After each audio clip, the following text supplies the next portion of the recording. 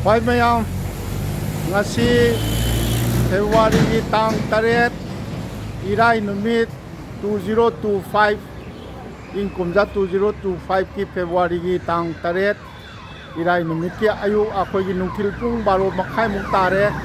aina lecture basi North Lakhimpur district ki akhoi gi Uttar Lakhimpur Sahittya Sabha 1912 ta establish tawwa asigi sanglen mamang dani aihak ngarang tang taruk si Dhemaji dagi ai bus tongaga laksabani aina North Lakhimpur da laksabagi maram sina ai ngarang nungdang si yam nungsijaba yambung Indramani Rajkumar gi mayumda ai yam nungaina ai yumdongna thungba anasu laksagraba mafamni aigi punsi sidaisda aihakna khangjabada khangdaba mayam amudi leramba yai Manipur da khangde Manipur gi mafam laikai khungang singda khangde aduga mapan gi leiriba maitai taba lamdam singda masoi leiriba maitai singi marakta khangde achamba longmi gi sinbamda leiba midagi hauraga atai makhoi agumba ama mang hiptardi makhoina lauramba Manipuri khunai da maitai khunai da lauramba thodang du gi awat pa menjinba du wana thogadaba mising mi mayam ama ai khangjai makhoi loinama ai na tawjaramba sanathong dagi hauraga makhoi gi maramda ijadana makhoi gi maramda mayamda khangan janingbagi ikhau langbasa adum poksadana laksabani adumba miyoising papandasu akhoi gi Canada da leiba Bangladesh da leiba Tripura da Assam da leiba mi mayam ama lei mayamna di khangbidaba adumba miyoising adugi kari haitare moisi kari umba makhoi gi punsina loi girba matungda makhoi na akhoi gi khunai sida lobiramba thogdang jingase mesin bada adum wana thogadaba taseng ba mioi mayam ama lei mayamna khangbidrasu adumba singi marakta akhoi gi yambung Rajkumar akhoi gi Indramani North Lakhimpur da yam angakpa character mani yambung se ai ngasi yambung bu mayamda saktak chanabagi ai matamdu ngasi laujage ado ngasi maru oina aihakna yambung Indramani aigi tungda lepiri yambung na pubiraga nahamuksu laksagare aina ahanba 1917 da 18 da ai laksarami adaida lecture me somdana akhoi ai uchage somdana akhoi Uttar Lakhimpur Sahitya Sabha Bhavan haidana leire masina auditorium ni akhoi moigi district Sahitya Sabha branch ki kainoni akhoi auditorium oina leiba mafam ni sina auditorium si yam phajana kainon leire ngasi ji meeting gumba amasu leiramba male yamung sidai kuiraroi adagi asomdana akhoi makhoi office si phajana leire 1912 tani masi Assam Sahitya Sabha dagi masina hali hai akhoi North Lakhimpur gi Sahitya Sabha sina lingkhat paje hali hai aduni aduga masai masigi centenary si yamung 2012 ta centenary ko adugi matamdu da yambung Indramani Rajkumar na akhoi centenary gi secretary oidana masai da kaino Trimuti haiba yambo lepiu mathakta Trimuti si paibiru yambo Trimuti yamu mayai da lapiu ado sida mamang da iribasi Nilakantha Gohai na padoira sa Nilakantha Gohai Barua Gohai Borua adagi mana party stapik sabapati aisi akhoi founder president ne ba founding president Uttar Lakhimpur adagi amana Padmanath Gohai Barua adagi mana ahanba sabapati ro Assam Sahitya gi Assam Sahitya gi asina Uttar Lakhimpur Sahitya Sabha gi maki mayamani mayamba masin manao Nilakantha ga Padmanath ka masin manao adagi ahum subadana Panindranath Gogoi Panindranath Gogoi sina sisu saitek ay sina kari haino yamo angangi laik lengan angangi larik lengan ba sisu saitek masi yam phajana masi akoina tamjaningai hai tare district amagi mafamda saita sawagi leiramiba magi complex da tawramiba to Lakhimpur gi tani party uttar particular kane ase to Lakhimpur se France mani Assam saita sawagi sakha mani abar aduni lo to Lakhimpur saita sabasi ase asina Assam gi manungda ahamba saita sabani achumba ahanba saita sabasida akogi North Lakhimpur aiba district sida single maitai imung lairiba sida akogi North Lakhimpur sigi manungda maitai nupa machin manau na akoi tekhau nupi lauraga macha jing tekhau adum on graba tekhau marakta tinggiba di laire aduga North Lakhimpur aiba district ki manung sida di district headquarters na masigi manung sida di Yambung Indramani Rajkumar mathandani sei maitai imung lingdana lairise ai uchage aduga ariba town ni masi hana Dibrugarh district ki manung chalambra yambo chalami ado haujikna masagi kaino separate oiraba aduni ado ai town gi maramda di thoina ai uchararoi ge yam nanba lambi kari kari di yamna kari haitare yamna manipurna yam ikai ningai ni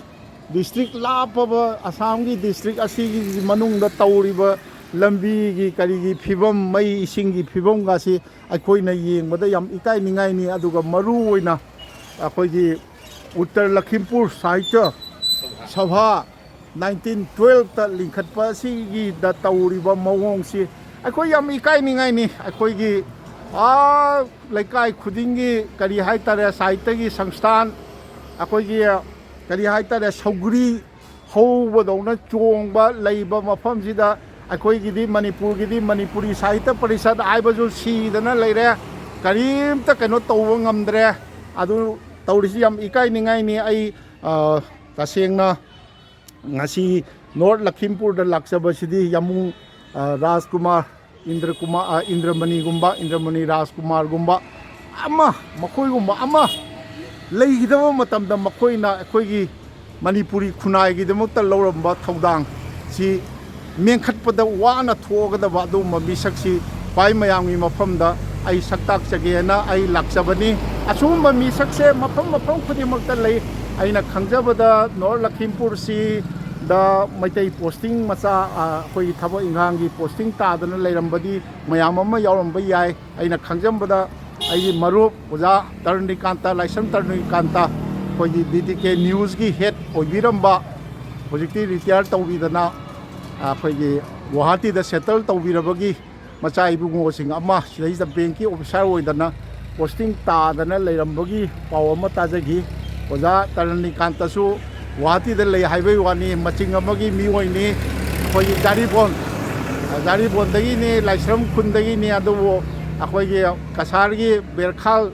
sidai da magi hingol lerga mayum khak sabado akoigi Laisam lekai dana signboard thetpa ngamba adugumba nupani maitai gi spirit ta ngaujaba ado ai marup Tarnikanta telephone dadi ngailetana oja Tarnikanta si pau phongna jai ado handaki khongchat asida tanchara de ai unajage ado sidagi changjagaraga ai town gi di ai thodokpa ai kano tawjaramo ge ai Yambung Indramani Rajkumar gi mayumda chatlaga itaim sine kari ne masa mamong sing tawraga magi maramda khwai mayamgi mafamda saktak chanaba ai honajage Yambungna akhoi Uttar North Lakhimpur Sahitya Sabha gi office manung changaga yingi chaye masi kano tawre nungsa na yesille si thar ji Panchal haira Panchal Bhavan Panchal Bhavan Duang Thogal kari haino asip mathaki floor je jiki nupa masan nupa gi maming dane asiki floor je mana sabi makha je ko sa aduna masan nupa Panchal ko ya adagi chongi kaino sina auditorium sina asi sandu eba sandu asi এই আমার এইটো দেখুৱাবলৈ আহিছে একেট মণিপুৰৰ পৰা আহিছে তাকে মই বোলো আমাৰ লখিমপুৰত কি আছে মই দেখুৱাওঁ বোলো সেইটোৱে কথা ও ভাড়াটো আপুনি অকণ বহক এই মন দলে এই দলে যা ꯑꯗꯨꯝ ꯍꯥꯏꯕꯤꯌꯨ ꯌꯥꯝꯕꯨꯡ ꯈꯔ ꯅꯛꯁꯤꯟꯕꯤꯌꯨ ꯃꯥꯏꯀ꯭ꯔꯣꯐꯣꯟꯗꯣ ꯃꯥꯏꯀ꯭ꯔꯣꯐꯣꯟꯗꯣ ꯈꯔ ꯅꯛꯁꯤꯟꯕꯤꯌꯨ ꯑꯁꯤ ꯎꯠꯇꯔ ꯂꯈꯤꯝꯄꯨꯔ ꯁꯥꯍꯤꯇ꯭য ꯁꯚꯥꯒꯤꯗ ꯈ꯭ꯋꯥꯏꯗꯒꯤ ꯑꯍꯥꯟꯕ ꯚꯕꯣꯟꯅꯤ ꯃꯅꯦ ꯕꯤꯜꯗꯤꯡꯅꯤ ꯖꯨꯝꯅꯤ ꯑꯁꯤ ꯑꯁꯥꯝ ꯃꯅꯨꯡꯗꯅꯦ ꯑꯁꯤꯅ ꯏꯍꯥꯟ ꯍꯥꯟꯅꯅꯦ ꯑꯣꯐꯤꯁ ꯑꯃꯅꯤ ꯍꯥꯏꯅ ꯂꯤꯡꯈꯠꯅ ꯁ꯭ꯇꯦꯟ ꯇꯧꯕ ꯃꯐꯝꯅꯤ ꯑꯁꯥꯝꯒꯤ ꯃꯐꯝꯗ ꯑꯁꯥꯝꯒꯤ ꯃꯅꯨꯡꯗ ꯑꯁꯤꯅ ꯏꯍꯥꯟ ꯍꯥꯟꯅ ꯄꯣꯠꯃꯣꯅꯥꯠ ꯃꯣꯍꯥꯏꯕꯣꯔ ꯃꯆꯤ ꯃꯅꯥꯎꯅꯤꯀꯣ ꯑꯗꯣ ꯃꯣꯏ ꯃꯆꯤ ꯃꯅꯥꯎꯅ ꯂꯤꯡꯈꯠꯄꯤꯔꯝꯃꯤ ꯑꯗꯣ ꯖꯨꯝꯗꯤ ꯍꯥꯏꯕ ꯁꯤꯒꯤ ꯃꯇꯨꯡꯗ ꯁꯤ 1912ꯇ ꯂꯤꯡꯈꯠꯂꯦ ꯑꯗꯨꯒꯤ ꯃꯇꯨꯡꯗ ꯀꯩꯅꯣ ꯑꯁꯥꯝ ꯁꯥꯍꯤꯇ꯭য ꯁꯚꯥ ꯂꯥꯛꯇꯣꯏꯔꯥ 1912ꯁꯦ ꯑꯁꯦ ꯑꯁꯥꯝ ꯁꯥꯍꯤꯇ꯭য ꯂꯤꯡꯈꯠꯄꯩ ꯋꯥꯅꯤ ꯑꯗꯨꯒꯤ ꯃꯃꯥꯡꯗꯅ ꯖꯨꯝꯁꯦ ꯂꯩꯔꯦ ꯒꯦꯠꯇ ꯌꯦꯡꯉ ꯈꯪꯒꯅꯤ ꯃꯤꯅ ꯗꯥꯟ ꯇꯧꯔꯤꯁꯦ ꯑꯗꯣ ꯑꯁꯤꯒꯩꯁꯤ ꯑꯣꯐꯤꯁ ꯂꯩꯔꯝꯃꯦꯕ ꯑꯀꯣꯝꯕꯗ ꯑꯩꯈꯣꯏ ꯑꯣꯐꯤꯁꯁꯦ ꯁꯥꯕ ꯉꯝꯃꯦꯕ ꯄꯔꯃꯥꯅꯦꯟꯠꯂꯤ ꯁꯤꯗ ꯑꯣꯐꯤꯁ ꯑꯃ ꯂꯤꯡꯊꯣꯛꯈ꯭ꯔꯦꯕ ꯑꯁꯤꯒꯤ ꯑꯣꯐꯤꯁꯇꯣ ꯊꯥꯡꯒꯠꯅ ꯑꯁꯤꯒꯤ ꯂꯧꯔꯤꯅꯤ ꯑꯁꯤ ꯔꯤꯖꯣꯅꯦꯜ ꯑꯣꯐꯤꯁꯅꯤ आंचलिक उत्तर लखीमपुर आंचलिक कार्यालय है अद मनुंग जे ngasi manung ulle yare stage ga ulle ai utchagare yare yamu nam nungai jagare ai atai kaino di ai chachararoi ge town manung di town gi di achouba town ni hai tare koi mi si lak amma khare hen na leiba town or mane sigi town manung sida ado ke yamung na mana saita kaino gi thawai yawbani na office manung su changi je yamung gi मोई office नी तौरी से यामू से पाइबी मोई सी office cell फमदना लेगा दुम थबक सुदना employ के अनी लेय बा अमना ऑफिस सेन अमना कोर्ट के तोलो का सब चम पीरी रा मनुंग सु चंगसिन मनुंग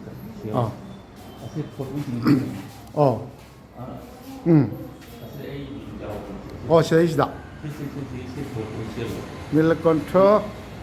야몽기 민지 가라와야 돼요라. 이 막하는 시르기 सभापति संपादक इंद्रमणि राजकुमार हाइदना मखादा इंद्रमणि राजकुमार 2012 आदि सेंटिनरी कनो तौबगी सैसा अदुगिना ने 2015 यावरे यामों ता पिबिरो माइक्रोफोन दो पिबिरो आई अंता यामोंगी मिंगजे अंता उच्चगे मयामदा यामना लेमजनिंगाई नि अखोगी करी हाइतारे असम की नॉर्थ लखीमपुर तामबा नॉर्थ लखीमपुर दिसेइसदा कोई मैतै मचा मैतै नि हाइदना लेरिबा यामों इंद्रमणि राजकुमार सी तौदना सी यामोंना ओइबिरमी सी संपादक सु ओइबिरम्बा आजै सेंटिनरी की कइनोसे अदा सी तौदना लेरे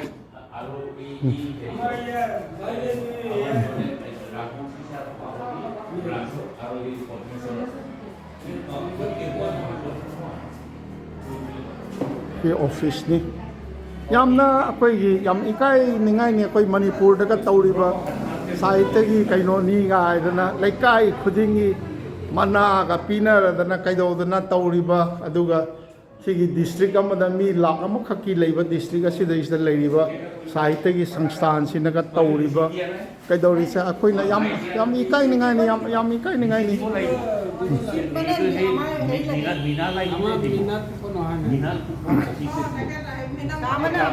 ई receipt kan bon mo re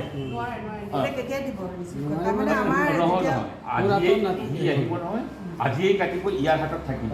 মই লৈ যাম দে ইয়াৰ ফোন নম্বৰটো দি দিবি তই দেই আৰু এটা কাম কৰ আপোনাৰ দৰখাস্ত কপি सिनी तौरिसे ऑफिस मनुंग नि सिना रिसीट दिबो यामुंगो मयामना चंगकपसिंगना याम व्यवहार तौबिदना तौबि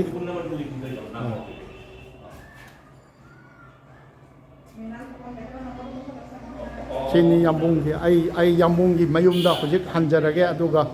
यामुंगी सक्ताक चनबगी पाई मफमदा सक्ताक चनबगी तांजाजो ngasi लौजगे अदुगा आईगी हंतकी असम खोंगचत सि ngasi नॉर्थ लखीमपुर दा ngarang ahing lecture ꯌꯥꯝꯕꯨꯡꯒꯤꯗ ꯌꯥꯝ ꯅꯨꯡꯉꯥꯏꯅ ꯍꯥꯏꯗꯤ ꯃꯆꯥ ꯃꯅꯥꯎ ꯇꯧꯗ ꯍꯦꯛꯇ ꯇꯧꯕꯤꯕ ꯏꯃꯨꯡꯗ ꯑꯩ ꯅꯨꯡꯉꯥꯏꯅ ꯂꯩꯖꯩ ꯑꯗꯨ ꯇꯧꯔꯦ ꯍꯥꯏꯔꯒ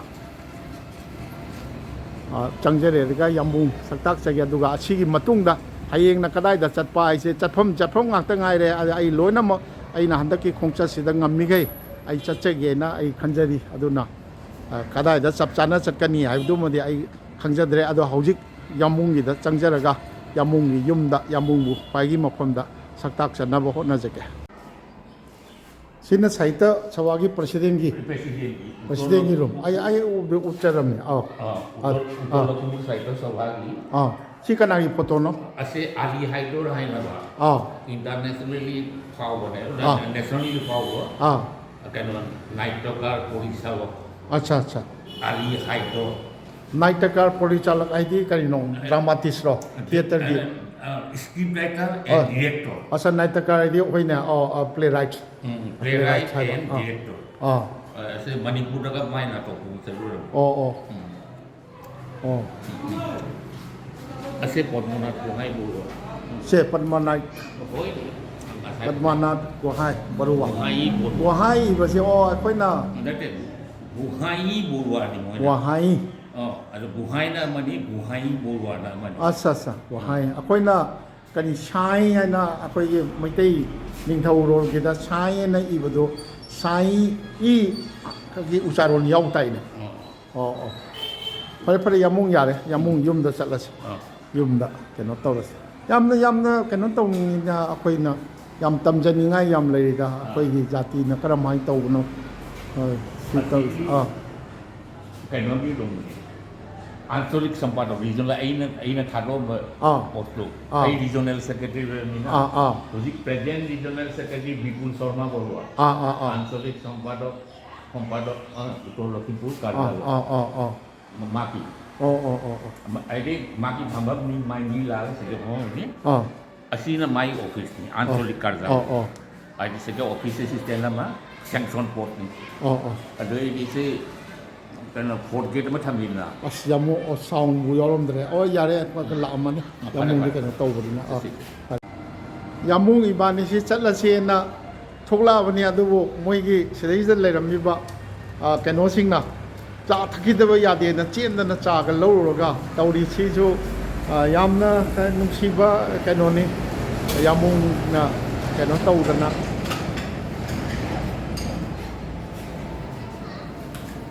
यामुंगबु यामना इज्जत तौबिबा सि थेंगनाजबदा याम नुंगाइजे यामुंग चा थकिदा यादे चा कप अमता हाइना तौदना चागा थोरांग खुदक्ता तौबिदना तौबिरी यंगबियु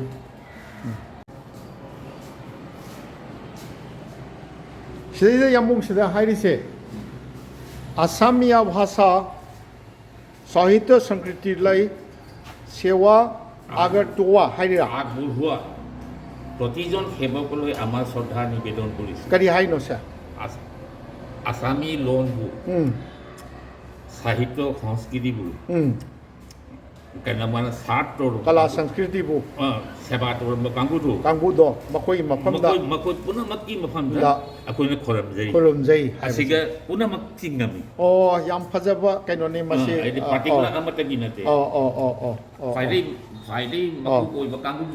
तोंगान थमिरेना होय अदुता नतनाबा होय असी मफम द खोंगदा मसाना कनो होनजर बकांगु पुनम पुने असी मफम जे होय कनो तो खुरुमजरी हाइबने खुरुमजरी हाइ फरे यामुंग चाथागा चंगस सिगी कासिना करियबा उत्तर लखीमपुर आंचलिक कार्यालय सेक्रेटरी आंचलिक सेक्रेटरी रूम हाइदे रीजनल सेक्रेटरी ने रीजनल सेक्रेटरी सिगी लिस्ट अमसु यामुंगना उत्पिरे ngasai सिगी फंबम नि मसैसिदा परिंग स्टेज इंद्रमणि राजकुमार 2020 दगी ना 2023 फावा यामुंगना रीजनल सेक्रेटरी सु अमु ओइबिरमबगी मखोइगी लिस्ट देइस्ता यामुंगनि मिंगसु यावरि यामना करी हाइतरे चौथोकसबा पुक्सबा यामुंगना सेगी ऑफिस की कॉम्प्लेक्स सिदा ꯆꯪꯉꯛꯄ ꯃꯇꯝꯗ ꯃꯌꯥꯝ ꯂꯩꯕꯤꯔꯝꯕ ꯃꯌꯥꯝꯗꯨꯅꯒ ꯏꯀꯥꯏ ꯈꯨꯝꯅꯕ ꯎꯠꯄꯤꯕ ꯌꯥꯝ ꯂꯦꯝꯖꯅꯤꯡꯉꯥꯏꯅꯤ ꯃꯁꯤꯒꯤ ꯃꯇꯦꯛꯁꯤꯃꯁꯨ ꯑꯩ ꯎꯠꯆꯒꯦ ꯑꯗꯣ ꯍꯧꯖꯤꯛꯇꯤ ꯑꯁꯦꯡꯕꯒꯤ ꯌꯥꯝꯕꯨꯡꯒꯤ ꯌꯨꯝꯗ ꯆꯠꯂꯒ ꯌꯥꯝꯕꯨꯡꯒꯤ ꯐꯦꯃꯤꯂꯤ ꯁꯛ ꯇꯥꯛꯆꯔꯒꯦ ꯁꯥꯍꯤꯇ꯭ꯌ ꯁꯚꯥꯒꯤ ꯑꯩꯈꯣꯏꯒꯤ ꯔꯤꯖꯅꯦꯜ ꯑꯣꯐꯤꯁꯇꯒꯤ ꯌꯥꯝꯕꯨꯡꯒꯤ ꯌꯨꯝꯗ ꯆꯪꯉꯁꯦꯅ ꯂꯥꯛꯄꯁꯤꯗ ꯌꯥꯝꯕꯨꯡꯅ ꯃꯥꯅ ꯁꯦꯟꯇꯤꯅꯔꯤꯒꯤ ꯁꯦꯀ꯭ꯔꯦꯇꯔꯤ ꯑꯣꯏꯕ ꯃꯇꯝꯗꯨꯗ ꯃꯥꯅ ꯄꯥꯡꯊꯣꯛꯑꯝꯕ ꯊꯕꯛꯅꯤ ꯃꯗꯨ ꯌꯦꯡꯗꯕ ꯌꯥꯗꯦꯅ ꯆꯪꯉꯛꯏ ꯃꯁꯤꯒꯤ ꯄꯤꯂꯔꯁꯤ ꯑꯩ ꯎꯠꯆꯒꯦ ꯃꯌꯥꯝꯗ ꯑꯩꯈꯣꯏꯒꯤ ꯁꯤ ꯄꯤꯂꯔꯁꯤꯒꯤ ꯃꯃꯤꯡꯁꯤ ꯃꯅꯨꯡꯗ ꯆꯪꯉꯒꯗꯤ ꯌꯥꯝꯕꯨꯡꯗꯤ ꯃꯅꯨꯡꯗ ꯆꯪꯈꯔꯦ ꯄꯗꯃꯥꯅꯥꯊ ꯒꯣꯍꯥꯏ ꯕꯔꯨꯋꯥ ꯃꯥꯁꯤ 1871ꯗ ꯄꯣꯛꯑꯒ ꯑꯩꯈꯣꯏꯒꯤ 1946 ꯐꯥꯎꯕ ꯍꯤꯡꯕꯤꯔꯝꯕ ꯑꯗꯨꯒꯨꯝꯕ ꯃꯤꯑꯣꯏꯅꯤ ꯃꯥꯅ ꯃꯥꯒꯤ ꯄꯣꯛꯑꯝꯕ ꯃꯐꯝ ꯃꯥꯒꯤ ꯃꯁꯨ ꯅꯨꯄꯥꯅ ꯂꯩꯔꯤ ꯍꯥꯏ ꯃꯁꯨ ꯅꯨꯄꯥꯒ ꯌꯥꯝꯕꯨꯡꯒ ꯂꯦꯞꯇꯅ ꯂꯩꯔꯦ ꯑꯗꯣ ꯃꯁꯤ ꯌꯥꯝꯕꯨꯡꯅ ꯑꯩꯈꯣꯏꯒꯤ ꯁꯦꯟꯇꯤꯅꯔꯤ ꯍꯧꯖꯤꯛꯀꯤ ꯁꯦꯟꯇꯤꯅꯔꯤꯒꯤ ꯁꯦꯀ꯭ꯔꯦꯇꯔꯤ ꯑꯃ ꯑꯣꯏꯅ ꯊꯕꯛ ꯄꯨꯈꯤꯕ ꯃꯇꯝꯗꯨꯗ ꯑꯩꯈꯣꯏ ꯌꯥꯝꯕꯨꯡꯅ ꯁꯣꯜꯗꯔ ꯃꯥꯅ ꯃꯥꯒꯤ ꯑꯇꯇꯥꯏ ꯑꯣꯏꯅ ꯊꯧꯗꯥꯡ ꯌꯥꯔꯒ ꯁꯥꯔꯝꯕ ꯀꯩꯅꯣꯅꯤ ꯍꯥꯏ ꯑꯗꯣ ꯃꯥꯒꯤ ꯃꯁꯨ ꯅꯨꯄꯥꯅꯤ ꯍꯥꯏ ꯑꯗꯣ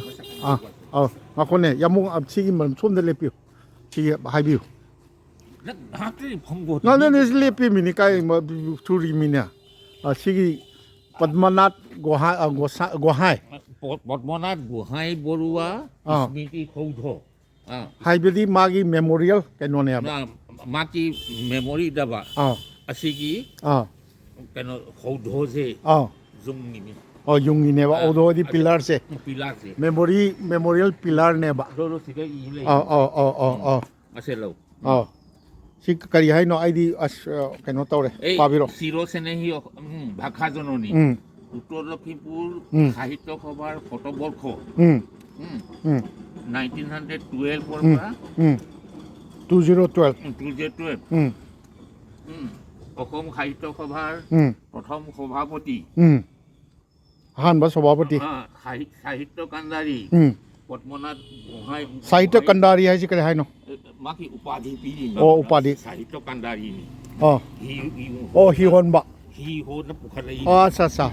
সাহিত্যগী মাঝি হি হনবা আদো উপজা ভেটি দি মা পকৱা যুম্ভমদো ভেটি নিৰ্মিত স্মৃতি সৌধ ইংৰাজী 7 জুলাই 2013 তাৰিখে আসাম সাহিত্য সভাৰ সভাপতি ইমৰান শাহ ডাঙৰীয়াৰ দ্বাৰা উন্মোচন কৰা হ'ল উত্তৰ লখিমপুৰ সাহিত্য সভা এইটো ভূমিদাতা শিলামছে মাই মাছা নমস্কাৰ পদ্মনাথ গোহাঁইগী মাসু নিপানীনে পদ্মনাথ বৰুৱা পদ্মনাথ বৰুৱা গোহাঁই বৰুৱাগী মাসু নিপানী মোহিনী গোহাঁই বৰুৱা মোহিনী গোহাঁই বৰুৱাই মাটিটো আসি লমছে পিৰিনি মানা কাটলিনি ইয়ামো মাইক্ৰোফোন খৰ নাকসিম হেল্ল ইয়ানে হালু হাইদ্रोस यारे ꯑꯗꯨꯅꯤ ꯃꯥꯅ ꯀꯠꯄꯅꯦꯕ ꯂꯝꯁꯦ ꯃꯥꯅ ꯀꯠꯄ ꯃꯥ ꯍꯧꯖꯤꯛ ꯁꯤꯒꯤ ꯌꯨꯝꯁꯤꯗ ꯂꯩꯅꯦꯕ ꯑꯁꯤ ꯄদ্ꯃనాꯊ ꯒꯣꯍꯥꯏ ꯕꯣꯔꯨꯋꯥ ꯄꯣꯛꯄ ꯌꯨꯝꯐꯝꯅꯦꯕ ꯃꯥ ꯃꯁꯨꯁꯤꯅ ꯃꯥꯏ ꯕꯥꯇ ꯇꯥꯔꯦ ꯍꯧꯖꯤꯛꯇꯤ ꯃꯉꯣꯟꯗ ꯂꯩꯍꯧꯔꯦꯗꯅ ꯁꯦ ꯑꯗꯨꯅꯤ ꯌꯥꯝ ꯅꯨꯡꯉꯥꯏꯔꯦ ꯑꯁꯤꯒꯤ ꯀꯩꯅꯣꯁꯦ ꯑꯩꯒꯤ ꯃꯇꯝꯗ ꯑꯩꯅ ꯁꯥꯈꯤꯕꯅꯦ ꯍꯣꯏꯅꯦ ꯑꯗꯨꯅꯤꯅꯦ ꯑꯗꯨꯅꯤ আমাৰ 2,78,000 খৰচ 2,78,000 খৰচা হৈ ইমান কষ্ট কৰি বনাইছে জানি এই আছে তো সিতা তৌৰে ছবি লৰবা আছে লৰবা লৰে আৰু কৰবাত আছে নহয় ভূমিদাতা বুলি এইটো ন এইটো ভূমিদাতা ভূমিদাতা আইদি লেণ্ড ডোনাৰ হাইবনেবা ভূমিদাতা মোহিনী গোহাঁই বৰুৱা মোহিনী গোহাঁই বৰুৱা yes নমস্কাৰ Manindra কনচাম from Imphal pleased to meet you बहुत अच्छा लगा अच्छा Sini tàu đi xe yam bung yum da chang dring da ngak tang phang mi xe ba se de so mu phang mi xe na tàu đi ngak tang chang jage Assamese. Yes. Right, Assamese. Yeah. Why not Manipuri? Cannot speak Assamese. There are so many community. No, I have been complaining to so many Manipuris that why you are speaking only Assamese.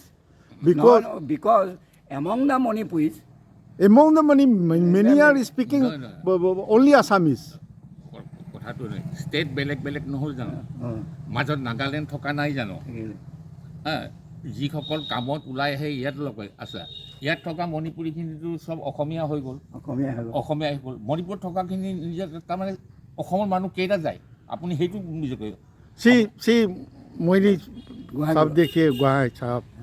Dekhiye, I have been traveling from Dibrugarh to Dhemaji since 1st of this month. Okay, I have met so many Manipuris who speak Assamese better than Manipuri, and I have met many Manipuri who speak only Assamese. but don't know. Don't know Manipuri properly. মণিপুৰৰ মানুহে নোৱাৰে কেনেকৈ ক'ব But one thing, I have written book already published. I mentioned in that book the whole northeastern region that communication through by Assamese language. I written this word like that. By common communicated language. Common communicated language. Communication Language is Assamese. The whole northeastern region. Your initiation, that is why I'm your asking you. initiation seems right, but still that may not be possible May not be because possible. Hindi is our national language. But you and me can talk in English, Hindi. Aige handaki Dhemaji khongchat sidi angak patare. Ai Dhemaji da leijering ai da so itai mapurnima do makhong tekpagi phamung dagi hendok ta dana tamo laluga aigana chaka thongminna tanaka charai adegi yambung Indramani gida ngarang North Lakhimpur da thungabasi ju akhoi thungjarabasi ju itaima chandrado itaimsi chandrado makhong ti e dana ma ju ai lakpagi hawgatpane na yam wana sekau hawgatlaga tawi magi budi yamu Indramani gi budi mabong nupi leibanina yam nungai da aduga ngasi amu akhoi gi Padmanath Mohai Barua gi akhoi gi masu nupa gi mayum magi memorial kaino leibasida lakpasida su moini Barua gi Mohai Barua gi sida laksabasida su magi bhabi si ju makhong yektana leirami adu cha thakta yade dana tawdana akhoi cha thakadori chini ahum andaki se makhong tekpi ladies ahum gi akhoi gi moigi hospitality haitare ne ko yamuk ko moi athisi seba chi ai phangjadori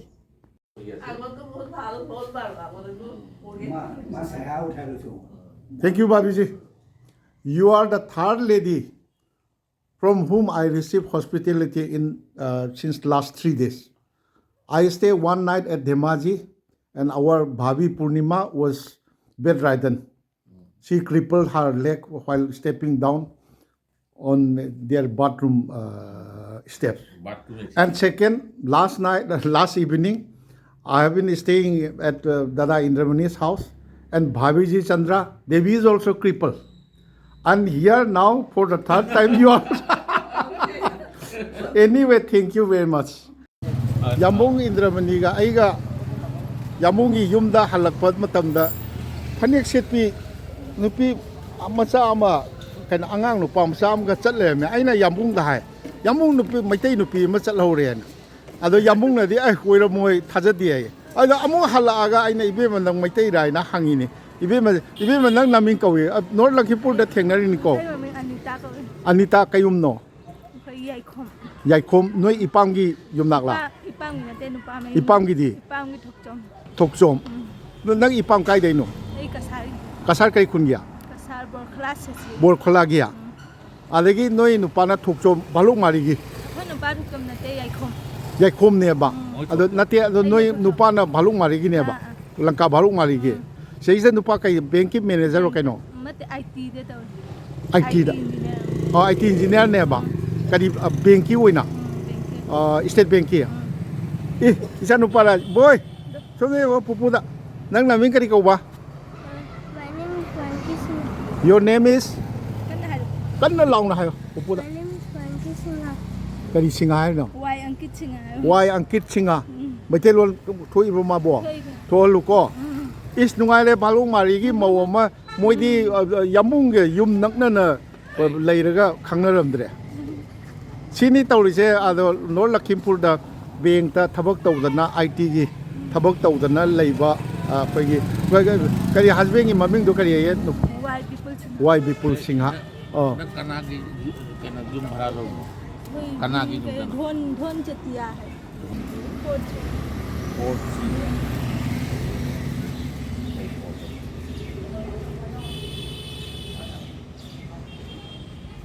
ꯅꯨꯡꯁꯤꯔꯦꯗ ꯁꯤꯗꯩꯁꯤꯗ ꯑꯩꯈꯣꯏꯁꯨ ꯂꯪꯐꯩꯗ ꯃꯇꯝ ꯀꯨꯏꯅ ꯂꯩꯔꯛꯄꯅꯤꯅꯅꯦ ꯌꯥꯝ ꯅꯨꯡꯁꯤꯌꯦ ꯑꯩꯗꯤ ꯂꯪꯐꯩꯗ ꯑꯩꯅ ꯑꯥꯏꯖꯣꯜꯗ ꯈꯪꯗꯦ ꯗꯦꯜꯂꯤꯗ ꯈꯪꯗꯦ ꯑꯗꯒꯤ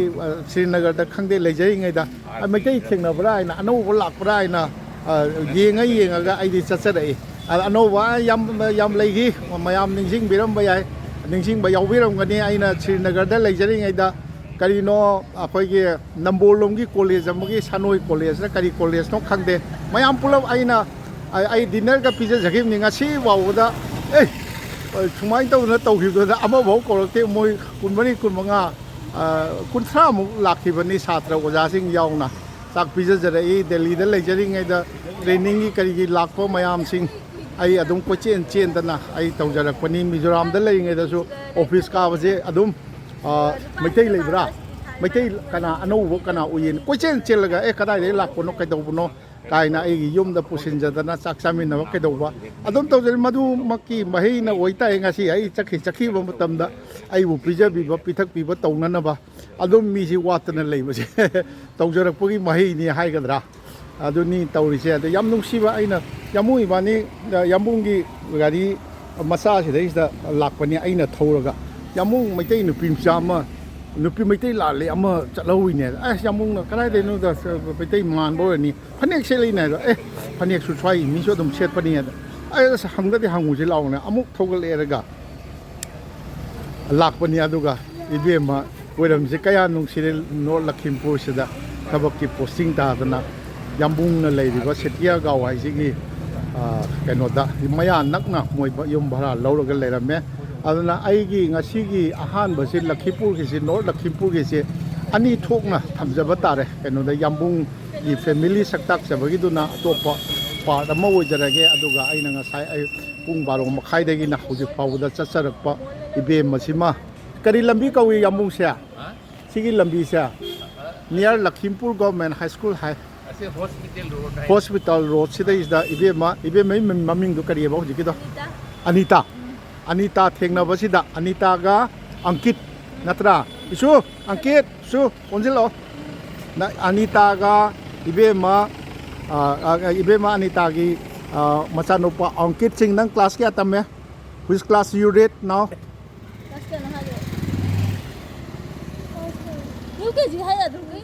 ꯑꯠꯆꯥ ꯚꯦꯔꯤ ꯒꯨꯗ ꯂꯥꯏꯔꯤꯛ ꯌꯥꯝ ꯇꯝꯃꯨꯀꯣ ꯃꯩꯇꯩꯂꯣꯟ ꯈꯪꯒꯗꯕꯅꯤ ꯃꯩꯇꯩꯂꯣꯟ ꯈꯪꯅꯅꯕ ꯅꯌꯨꯝꯗ ꯃꯩꯇꯩꯂꯣꯟ ꯉꯥꯡꯗꯗꯤ ꯅꯆꯥ ꯃꯩꯇꯩꯂꯣꯟ ꯈꯪꯉꯣꯏꯀோ ꯃꯩꯇꯩꯂꯣꯟ ꯈꯪꯍꯜꯂꯣ ꯑꯩꯈꯣꯏꯒꯤ ꯏꯕꯦꯝꯃ ꯑꯅꯤꯇꯥꯒ ꯃꯆꯥꯅꯨꯄꯥ ꯑꯪꯀꯤꯠꯀ ꯑꯉꯥꯡꯗꯤ ꯁꯤꯝꯇ ꯉꯥꯏꯔꯤꯕ꯭ꯔꯥ ꯑꯉꯥꯡ ꯂꯧ ꯂꯩꯅꯤ ꯑꯉꯥꯡ ꯂꯣꯏ ꯊꯦꯡꯉꯦ ꯑꯗꯨꯗꯤ ꯆꯠꯂꯣ ꯃꯥꯁꯤ ꯊꯦꯡꯅꯔꯒ ꯑꯩ ꯉꯁꯤꯒꯤ ꯂꯈꯤꯝꯄꯨꯔꯒꯤ ꯑꯍꯥꯟꯕ ꯁꯔꯨꯛꯁꯤ ꯑꯩ ꯂꯣꯏꯁꯤꯟꯖꯔꯒꯦ ꯑꯗꯨꯒ ꯃꯁꯤꯕꯨ ꯌꯦꯡꯕꯤꯔꯤꯕ ꯇꯥꯕꯤꯒꯗꯧꯔꯤꯕ ꯈ꯭ꯋꯥꯏꯒꯤ ꯃꯐꯝꯗꯁꯨ ꯁꯅꯊꯣꯡꯒꯤ ꯃꯅꯤꯟꯗ꯭ꯔ ꯀꯣꯟꯁꯝ ꯑꯩꯍꯥꯛꯅ ꯑꯍꯥꯟꯕꯗꯁꯨ ꯑꯩꯈꯣꯏꯒꯤ ꯃꯍꯧꯁꯥꯒꯨꯝ ꯑꯩꯈꯣꯏ ꯅꯣꯂꯨꯛꯆꯒꯦ ꯍꯧꯖꯤꯛꯀꯤ ꯏꯕꯦꯝꯃꯗꯨ ꯊꯦꯡꯅꯔꯝꯃꯒ ꯌꯥꯝꯕꯨꯡꯒꯤ ꯌꯨꯝ ꯁꯦꯇꯤꯌꯥꯒꯥꯎ ꯇꯥꯅ ꯁꯦꯇꯤꯌꯥꯒꯥꯎ ꯀꯩꯅꯣ ꯈꯤꯇꯪ ꯀꯤꯂꯣꯃꯤꯇꯔ ꯁꯦꯇꯤꯌꯥꯒꯥꯎꯗ ꯑꯗꯨꯝ ꯂꯩꯃꯤꯟꯅꯔꯕ ꯑꯣꯏꯔꯝꯃꯦ ꯑꯗꯣ ꯁ꯭ꯋꯥꯏꯁꯤ DCꯒꯤ ꯑꯣꯐꯤꯁꯀꯁꯨ ꯃꯌꯥ ꯅꯛꯅ ꯂꯩ ꯃꯥꯅꯦ ꯃꯇꯦꯛ ꯈꯤꯇꯪ ꯑꯩꯈꯣꯏ ꯅꯣꯔꯠ ꯂꯈꯤꯝꯄꯨꯔꯒꯤ ꯃꯑꯣꯡꯁꯦ ꯑꯃꯨꯛꯇꯪ ꯎꯠꯆꯒꯦꯅ ꯑꯩ ꯇꯧꯖꯕꯅꯤ ꯃꯁꯤꯁꯤꯗ ꯑꯩꯈꯣꯏꯒꯤ ꯀ꯭ꯂꯣꯛ ꯇꯋꯥꯔ ꯍꯥꯏꯇꯥꯔꯦ ꯀ꯭ꯂꯣꯛ ꯇꯋꯥꯔ ꯑꯃ ꯂꯩ